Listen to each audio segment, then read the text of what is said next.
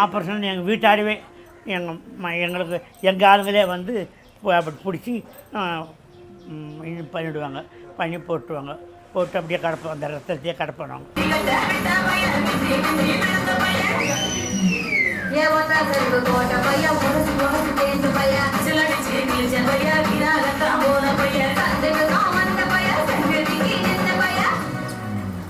இப்போ இந்த ஃபங்க்ஷன்லாம் பண்ணி ஒரு அர்த்தமும் இல்லை என்னை பொறுத்த வரைக்கும். சரி, எல்லோரும் மாரல் சப்போர்ட் கொடுக்குறாங்க.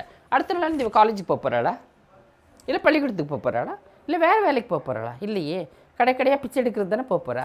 அதாவது ஒரு திருநங்கை அறுவை சிகிச்சை செஞ்சுக்கிறத தன்னுடைய வாழ்நாளில் முக்கியமான ஒரு விழாவாக, ஒரு நாளாக மனசில் வச்சுக்கிறாங்க.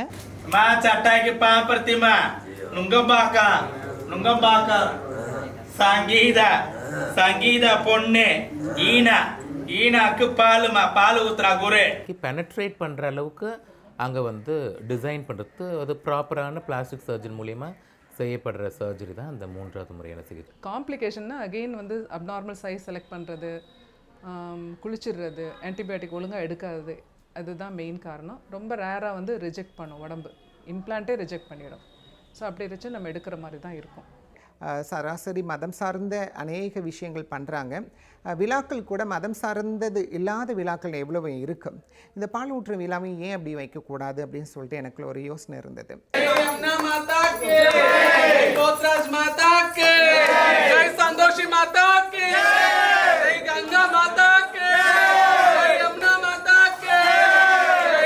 திருநங்கைகள் அறுவை சிகிச்சை செஞ்சுக்கிட்டு அவங்கள வந்துட்டு ஏற்றுக்கிட்டு இந்த மாதிரி ஃபங்க்ஷன்ஸ்லாம் போகிறதுன்னு பார்த்தா தலித் பெற்றோர்கள் தான் அதிகமாக ஏற்றுக்கிறாங்க.